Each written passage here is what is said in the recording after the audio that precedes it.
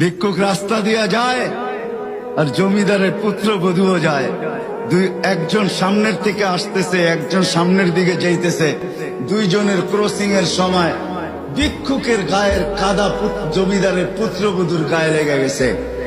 সে দুনিয়া আন্ধার করে ফেলছে, স্বামীকে ডাইকা নিয়ে আসছে, বলছে ভিক্ষুক আমার কাপড় নষ্ট করে দিছে।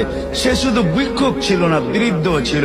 বৃদ্ধ ছিল না শুধু, জীর্ণ ছিল, শীর্ণ ছিল, শরীরে কাপড় ছিল না, ফাটা চিরা কাপড় ছিল, পায়ে জুতা ছিল না, পেটে ভাত ছিল না। জমিদারের পুত্র সইতে পারে নাই, যৌবনী শক্তি সয় কি কইরা তার স্ত্রীর গায়ে ভিক্ষুকের কাদা, বস সমগ্র শক্তিকে হাতে একত্র করা বৃদ্ধের গালে বসায়। বৃদ্ধ কিচ্ছু বলে নাই, শুধু উপরের দিকে তাকায় দুই তিনটা শব্দ উচ্চারণ করছেন। শব্দগুলা হলো ইয়া মাল্লা